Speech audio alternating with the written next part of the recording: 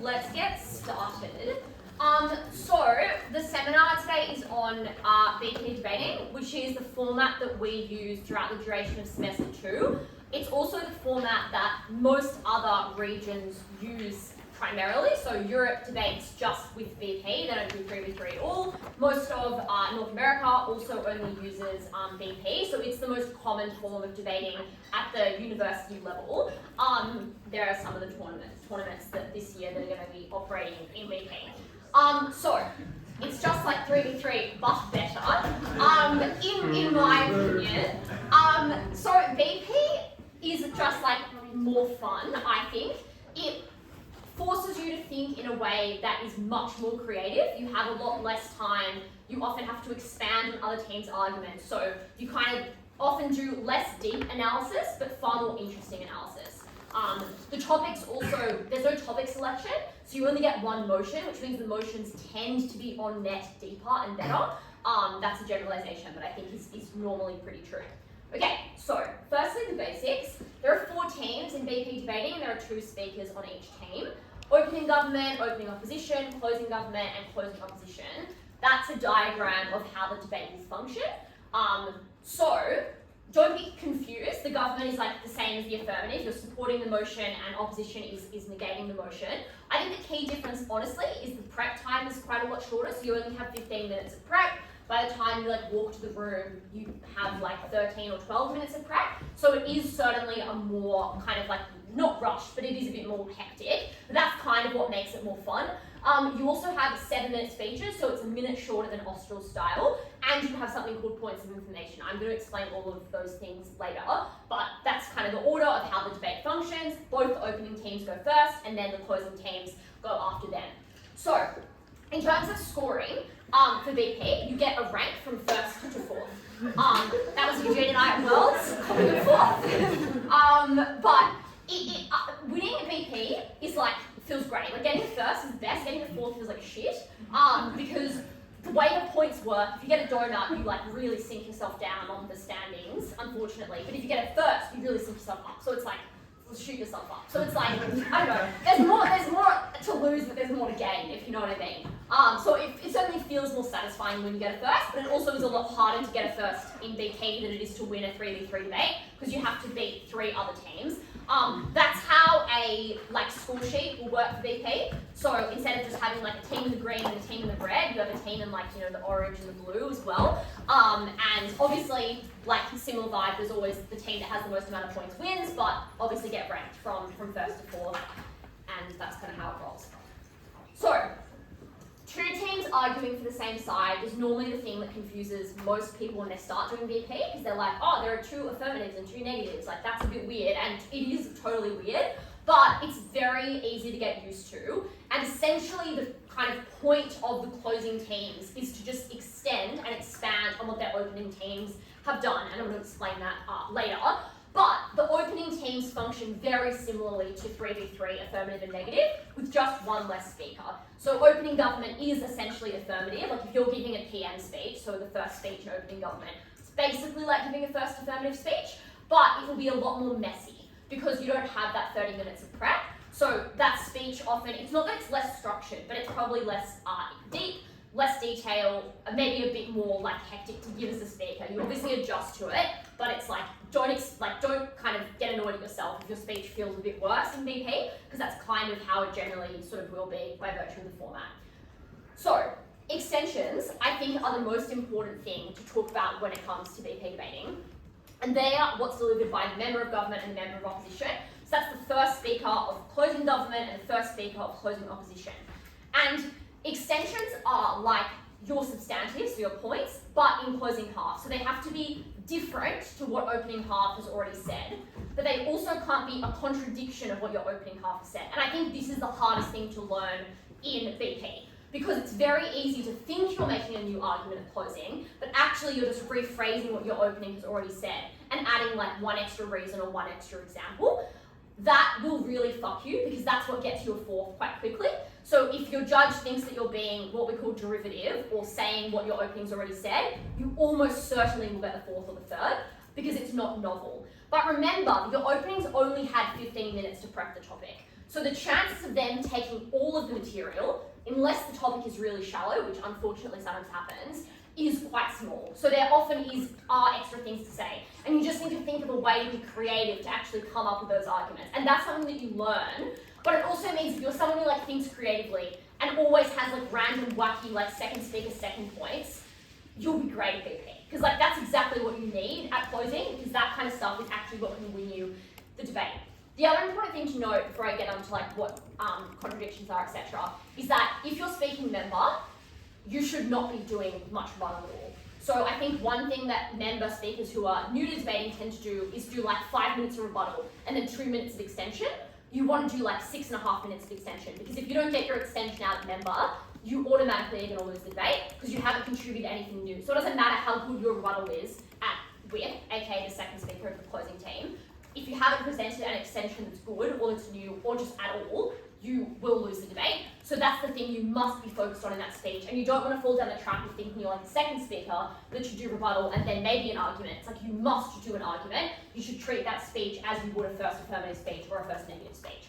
So, on extensions and some examples, kind of an example of what would a knife be, what would a derivative extension be, and what would a novel and good one be. If we're thinking about this house with banned zoos, and opening government is like, zoos treat animals badly, animals should be in the wilds, therefore we should ban zoos. If you're at closing government like, well, we should only ban zoos that exist in like SeaWorld or like theme parks, that would be a knife, because it's a contradiction of the characterization that's being given at opening government. And so, very, very, very occasionally, knives can be successful, but most judges won't credit them and will be like, no, that's a knife, you can't run that argument, it's not legitimate, we're not going to count it. Unless your opening government or opening opposition has given a crazy, crazy version of the topic, like unless they've squirreled it, you shouldn't knife them. But even if they've squirreled it, I would argue you should still go by their definition. Because more often than not, the judge is going to be like, it doesn't matter that their definition of the debate was insane, you still have to go with it because that's kind of the function of how the model works. Like, unlikely a team's going to do that, but you absolutely will hit some of those teams that will do that. Particularly if you do really big tournaments, like the online tournaments, you'll just hit some teams that just go crazy on the topics, and you kind of just have to follow suit. So, that's what a knife would be. A derivative extension of that claim from opening government at CG would be to say that zoos are inhumane, which is just basically repeating what the first claim already is, and that would not be credited as new material from you at closing government, because it's basically already been said. So even if you add like an extra example or one extra line of analysis, the judge probably won't care. They'll be like, okay, that's fine, but it's not new enough. Like you really have to explain, if your extension is similar to your openings material, you need to explain why it's different. Because sometimes things can sound similar and they are actually different. So you need to put in the effort of explaining why is this actually unique and novel. Yeah, you guys can come in. Because that's obviously really important. But if you're thinking to yourself, like you've got your extension written down, you're like, this seems oddly familiar to what opening has said. It probably is, and it probably is derivative. And sometimes it sucks, you don't have anything else, you just have to run it. But I would implore you to try and think of something that's new, because most of the time there would be. An example of a novel extension for this, do you have a question? Yeah. Yes, please. So does the opening government have to argue the motion very literally, or would the opening government be able to argue the motion such as the House of Banned Zoos from the perspective of what the knife is saying, i.e. you should only ban the zoos with animal inclusions, like SeaWorld? Yeah, so opening government could do that. It would be really unstrategic, because it would be like narrowing the debate massively. That's kind of what I was saying earlier. Some opening government teams will do that. It's unclear why you would want to do that in this debate, because I think it just means you can only make very specific arguments and your benefits just don't really accrue probably as much as you would want them to. Obviously, the kind of definition model is up to the team that is at OG, but you want to be generous in the way that you define the topic. You shouldn't squirrel for the sake of squirreling. It'll kind of make the debate go bad, basically. So a novel extension would be explaining that zoos come at the expense of conservation. So that is a new claim, because it's not just saying that they're inhumane, it's saying there's actually a trade-off of zoos existing. That is a new set of material that you can claim at closing government. You then need to explain why that's important, which I'm going to explain in a second. So, when you're doing whip speeches, which are the second speech in closing, so member is the first speech in closing government and closing opposition, whip is the second speaker in closing government and closing opposition. And whip is, I guess the best way to compare it is it's like the third speaker, but it is different to the third speaker for a few reasons. The first is that you need to spend not a majority, but a substantial amount of time in your whip speech explaining why your extension actually wins the debate. And I think the problem is a lot of whip speakers, and I certainly feel like I honestly still sometimes do this, is like, it'll be like the last 30 seconds of your speech, and you're like, fuck, I haven't explained why extension is important. And then you do it in the dying minutes, but it just doesn't really help you. So you need to actually explain why your thing is more important than what your opening said and outweigh them in a way that is clever. So you need to explain, does it impact more people? Does it impact a smaller group of people but to a more profound extent? Like, is it more likely to accrue? Those are the kind of ways that you want to weigh your arguments. I think weighing is something that is actually really hard to get used to. So if you want to kind of see the way that weighing is done well, like there are plenty of good VP debates on YouTube, on Australian debating. I think Sophie is an awesome whip speaker, so if you want to like watch some of her speeches, I would really recommend that, because weighing is like, it is something that takes a bit to get your head around. So there are a few, I think, at UC, really good whip speakers, learn from them, because it's a specific skill. The second thing you have to do it with is respond directly to your closing. So in the same way you would respond to second negative at third affirmative, you obviously need to do that. And you need to get their extension out. So you need to like, here are all the reasons why that extension is bad, or does it make sense, or is silly. And the third thing you have to do is respond to your opposite opening. So if you're at closing government, you have to respond to opening opposition. If you're at closing opposition, you have to respond to opening government. That is the least important of the three things to do, because a lot of the time, the rebuttal for that team has already been given by the other opening team. So often, opening opposition has already been responded to by opening government. You obviously still want to respond to them, but your responses have to be new. Because repeating rebuttal that's already been given, it's just a waste of time. It's not going to be credited to your team, it'll be credited to the team that's already said it. What you should do instead is explain why your arguments outweigh their arguments. And that's again bringing it back to weighing. So essentially you want to weigh all of your claims against the other teams and focus your direct rebuttal just on the other closing team, if that makes sense, Sam. Should you rebut your opening? That's a really good question. No. Don't rebut your opening, outweigh your opening. So don't be like, opening government makes this claim, that claim is untrue for X, Y, Z. No. Say, opening government made an excellent claim, but ours is even more excellent, right? Like, you don't need that level of team solidarity, but like, you do want to be like, you know, here's why first half of Gov Bench is not great, because of these reasons our stuff is more important than theirs, or impacts more people, or whatever. But no, you don't want to be directly responding to your opening in a way that's like critical, because it's like, you're probably also then actually critiquing your own arguments, because they probably operate similarly, and so it's unstrategic to do that. You want to outweigh them instead. In terms of how to structure your speech at whip, I think it's easier to go team by team. Obviously, you can also go clash by clash, but it's harder to do that in BP because there's 4 teams. So I think going through, like, let's start by rebutting closing opposition, then we're going to rebut opening opposition, and then opening government weighing is better. Yeah, question. What about like plugging gaps in your opening's argument? So opening on your side makes this claim. Yeah. Your closing, yeah. Is it strategic to be like, so they make this claim, but the missing link is this yes. thing, and then feel like, do you get credit for that, or is it still their argument? 100%. So if you fill in mechanization from your opening, you definitely get credit for it, but you just need to prioritize your time, because a lot of the time it's more strategic to spend the time actually running a new extension than it is patching up one that's been made just not that well. Like an argument, you obviously should though, like, you know, fill in arguments from your opening and explain why you're the one that's filling them in and why that filling in is really important. But I think that most of the time you also want to add an additional novel extension rather than just expanding on something that's already been given. So obviously an extension that expands is good and important, but I think an extension that's new is often even better, but obviously they can both exist. Yeah. Okay, how do you win? So if you're an opening team, there are a few things you need to do to win the debate. The first is you obviously need to beat the other opening team, like you would in 3v3. The more important thing you need to do though, is you need to beat the closing team on your bench, which is what I just explained. And that's obviously harder when you're at opening, because you don't know what your closing is going to say. So it's hard to outweigh a team that you haven't even heard yet. But the way that you do that, I think, is twofold. The first is by doing what's called turf burning, which is taking as much material as you possibly can at opening half. So you want to be like, think of all the arguments that could be made and try and just run them all. That is sometimes a good strategy, because then it's like, no matter what closing says, they're being derivative because you've kind of already said it. You don't want that to come at the expense of not proving anything, but turf burning can be a good way to beat your closing. But the other thing you need to do is preemptive weighing. So you need to weigh your arguments as you give them. So in the same way you would weigh in like a 1A or a 1N speech, you want to weigh at opening and think, okay, here are the reasons why the arguments we've presented, no matter what closing does, ours are just better and more important, and there are the reasons why. Weighing is hard at opening. You don't have a lot of time, you don't know what they're going to run, but it's the best way to kind of make your case as watertight as you can, given that it is often quite difficult to do. You also have to beat the closing team on the other bench. So if you're OG, you have to beat CO. The best way to do that is to take points of information from them if they offer them. I'm going to explain what they are in a second, but you basically, that's the only way you're ever going to be able to engage with the opposite closing team. The best way to do that is by taking POIs, which I'll explain.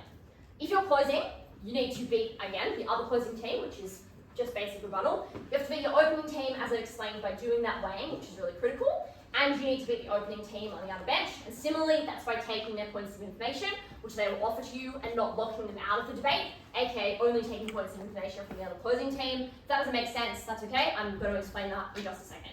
But that is kind of the broad way that you win debates. So, there's a conception, I think, particularly when you start VP, that opening will always win because they're always going to be able to take the arguments at the start, and those are the most intuitive ones. And that's obviously true. They do often get the most intuitive arguments because they can say them first, but they also only have 15 minutes of prep, which means that they can't think a whole lot, particularly if it's a complex topic that's hard to unpack in like 13 minutes. It is just really hard to win at opening because you probably miss a huge amount of nuance. You maybe see the debate going in a way that doesn't end up going. So actually, I think closing often has an advantage in that way. Obviously, you need to be more creative at closing, but that's absolutely not a reason why you can't win the debate. It's just a reason why you have to think a bit more outside the box. Okay, in terms of how to use prep in closing, it's different to how you would normally be prepping. Because normally when you prep, you're like, you do a brainstorm, you do a kind of dump of all the things you've got, and then you structure out your points and prove them.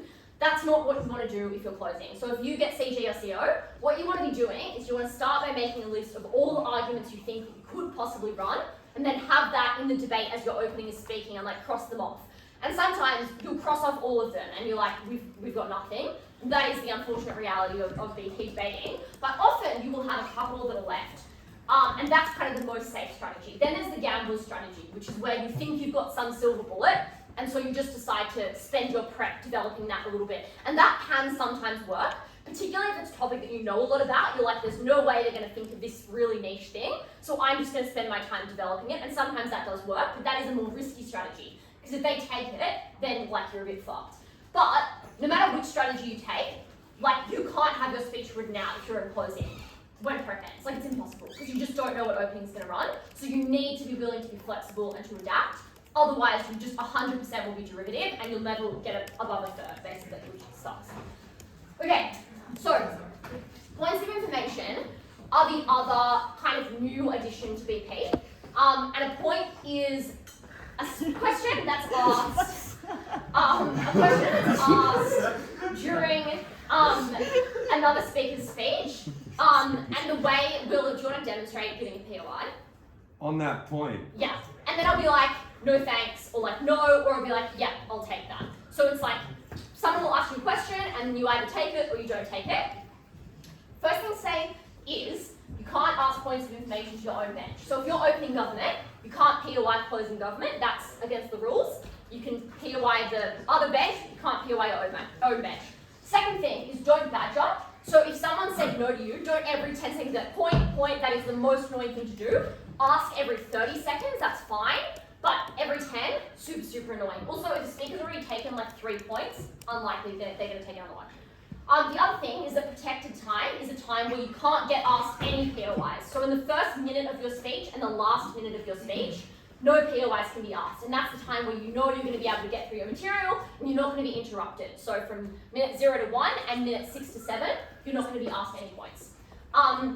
In terms of accepting them, firstly, you really should take a point during your speech. You don't get deducted points for not taking them, but I know there are some members of the community that think there should be a rule that is that you get deducted points if you don't take them, and I firmly agree with it. You should take at least 2 points per bench. So if you don't take one in your speech, per team, then your partner has to take 2, and taking 2 is a real pain in the neck because it takes up your speaking time. So don't be a dick, take 1. And also, don't, if you're closing, only take points from closing, and don't, if you're opening, only take points from opening. You should engage with your closing or your opening, right? Because otherwise you do what's called blocking another team out. So if you're closing opposition and you only take points from closing government, that means that opening government isn't able to contribute anything in the second half of the debate. So they're basically locked out after the first 24 minutes of the debate or whatever, like that, and that sucks, right? So you should be generous in the way that you accept POIs and accept them from the team that's not the opening or the closing, if you're whatever vice versa is. The other thing is you can accept a point with a delay, and this is like something that Europeans love to do. It's like, I'll take you in a minute. So you get asked one, you're like, yep, I'm going to take you opening, but I'm going to take you when I'm finished running like this argument. And that's totally fine and acceptable and can be good because it can actually give you a bit more time to think if you're worried about taking someone's POI. The next thing is how to use them. And this is, I think, the thing that novices often struggle the most with, which is don't like ask a POI in the first, minute and a half of someone's speech and waste your POI, because the speaker isn't going to take 2 POIs from the same team. And if you've wasted your POI, that's a real shame, because if you're not actually advancing your case in a way that's good, then you've kind of stuffed it a bit. So there are a few things you can do with your POIs. First is you can do rebuttal, so you can just respond to their argument and get them to respond to it. The second is you can point out a contradiction. Only point out a contradiction if it advances your own case. Like, you don't want to point out a contradiction for the sake of it, because like maybe it'll trip them up a bit, but that probably doesn't advance your team as much as you want it to. You can do an analogy POI, so basically ask the other team like kind of to compare what they're explaining to another situation where it might apply, and then kind of try and trip them out that it wouldn't apply there. You can bring back your material, so if you're in an opening half, you can do a POI that kind of phrases the arguments you've already given to remind the judge that you were the one that gave them, if you think your closing is trying to claim them. Or you can introduce your material if you're closing. But be careful with doing that, because you don't want to kind of spoil what you're going to argue such that your opening then claims it. So if you're at CG and you POI 00 and you basically deliver your extension in a POI, there's a good chance that OG at second speaker is then going to try and claim it as their own, because they now know what it is. So you want to be strategic in the way that you actually reveal what your extension is going to be if you do choose to deliver it in a POI. I really suck at answering POIs. I think it's like my worst skill. So I think I'm a bad person to explain this. But the first thing is, don't, when you're answering a POI, 2 seconds into someone asking a question, be like, yeah, I got you. Let them actually ask the question before you flag them down, because it's really annoying when a Bulgarian is like, no, I got you. No, you literally don't. It's very frustrating. So let them, within a reasonable extent, ask the question. Like, if they're taking more than 15 seconds to ask the question, then you can be like, I've got you, but give them the 15 seconds that they're allowed by the rules.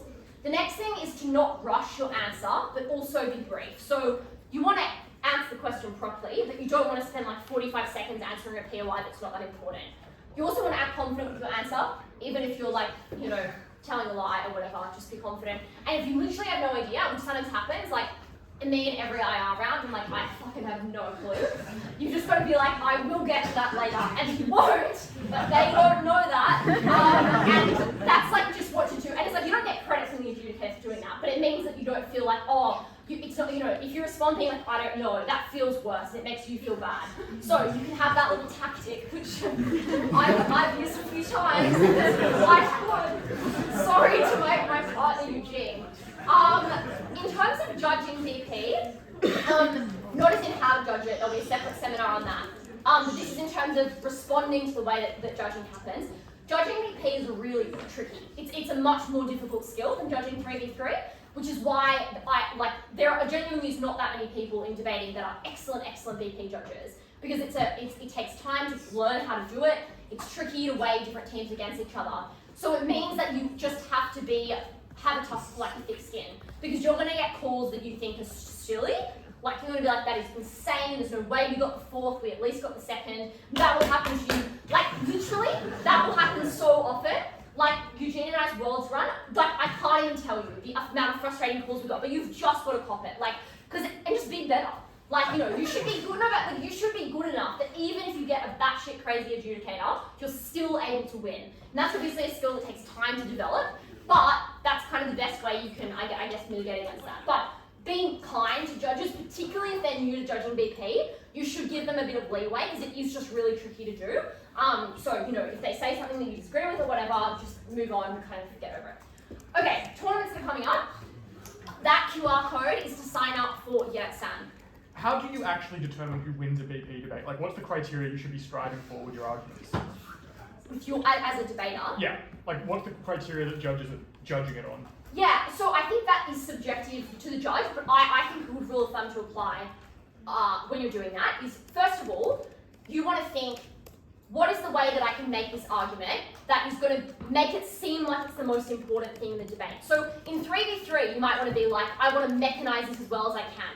I think mechanising in BP is less important. What you actually want to focus on, and maybe that's wrong, but I don't think it is, you want to actually focus on impacting in BP, and you want to think, what's the way that I can make this argument so that it is as robust as possible, so no matter how the debate goes for the other three teams, our argument still stands at the end. Because getting a first in BP requires you to think in a way that's more long-term than in 3v3. Because you need to think, how is this going to outweigh this team? How is this going to be more important than this team? The other thing I think in BP is that it often serves you better, and I guess two things can be true. One, to make one really good claim that is so good that it's going to outweigh all of the other teams. So you're like, I'm going to drive this principle so hard that it's going to beat all of the other teams. Or potentially, but more riskier, you're going to be like, I've just made so many claims that no team will be able to win because I've just had so many contributions to the debate. Both strategies work. It depends kind of who you're hitting, who your judge is, what the topic is, on which one is going to be better. But you do want to be thinking more strategically with BP.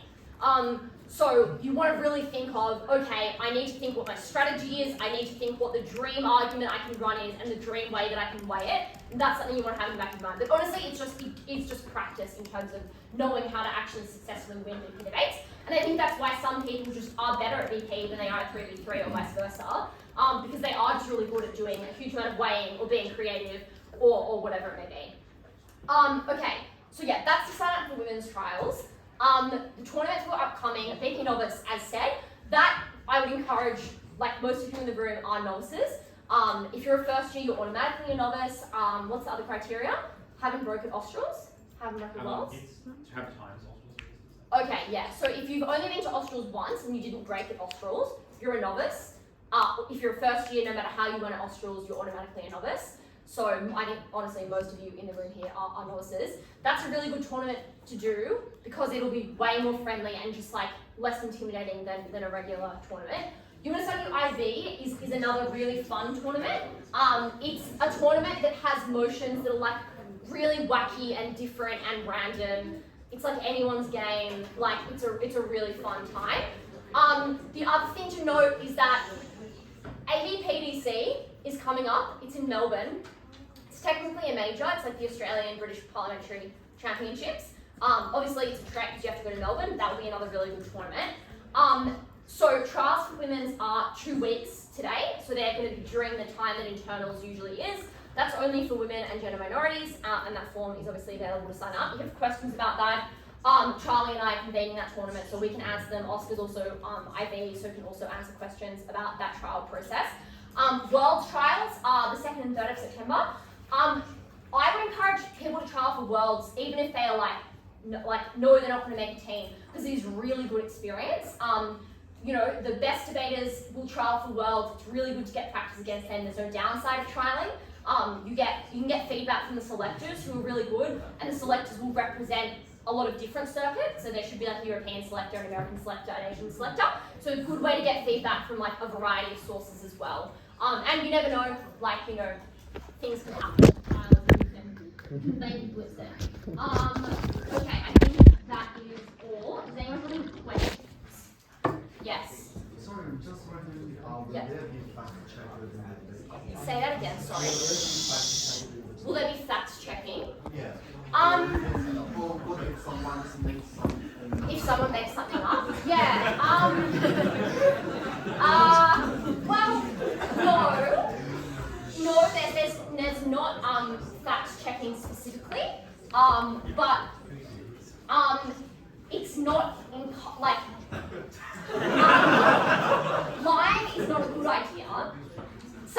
do it and get away with it. And sometimes it's really obvious if you're saying something that's like completely not true, right? But no, there's no fact checking specifically.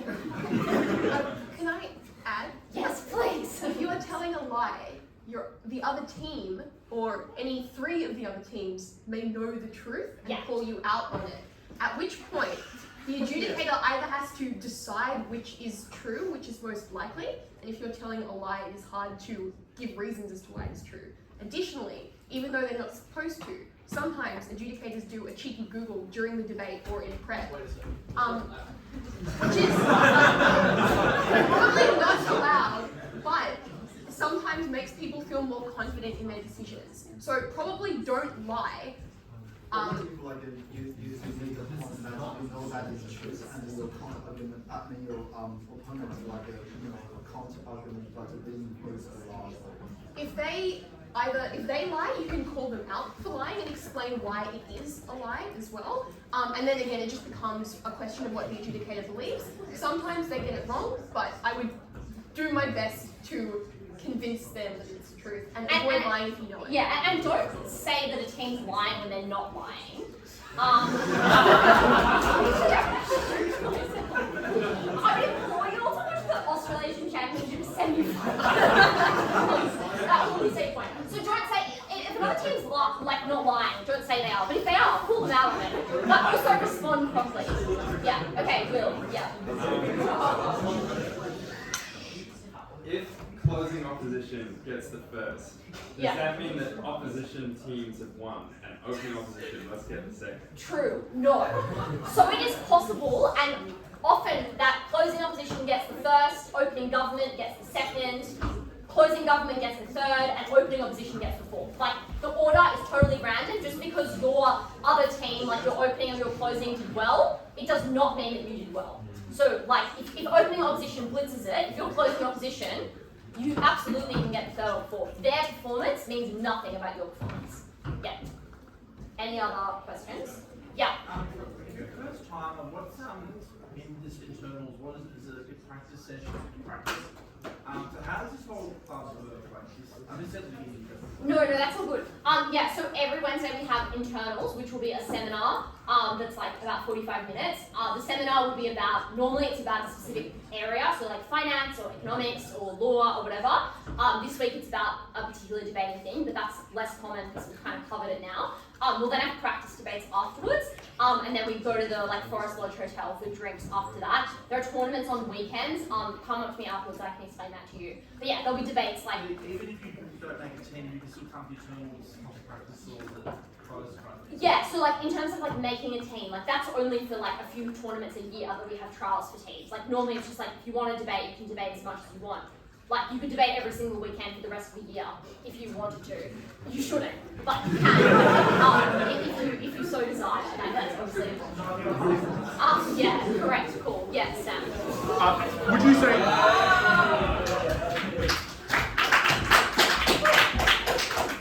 Would you say this is a good opportunity for people who are new to find teammates for tournaments like BP Novice? Yes.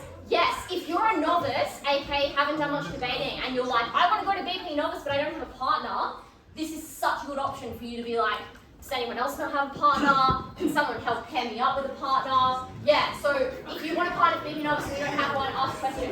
Yeah, Oscar. I'm really scared about debating today. What should I do? If you're really scared about debating today, I would implore you to watch one of the debates with some of the more senior members. We'll be doing a VP debate ourselves. You can come and have a watch, you can laugh, you can cry, you can do whatever you want. Yeah, so if you're scared to debate, don't debate, that's totally fine. Watch debate and you're chilling. Any other questions? Yeah. We were wondering if you're the second person in an opening team, what should you be doing in the speech? Should you be giving more material? So that should have been a seminar, shouldn't it? Yeah. If you're opening government or opening opposition, you're speaking second, you're kind of like the second affirmative or the second negative. So you want to respond directly to the speaker that's come before you. That's really important. And that honestly is mainly what you'll be doing. But I would say that if you're speaking second on an opening team, it's more likely that you might also deliver some substantive, because because your speaker before you has only had 7 minutes, they might not have gotten through everything, you might have thought of something new in the extra time that you've had, so it's more likely that you would give another piece of substantive at second in BP than you would in 3v3, because there's less to respond to. But the other thing you want to be doing is you do want to be thinking about doing some weighing. So, and when I say thinking about it, you should be doing weighing, because often your first speaker won't have enough time to do proper weighing because they'll be trying to get through material. So weighing is also, it's just as important at second at opening than it is at whip/second at closing. Yeah. Do we have any other questions? No. Okay, cool. All right, that's all from me. Hope you enjoyed, and we'll get into debates.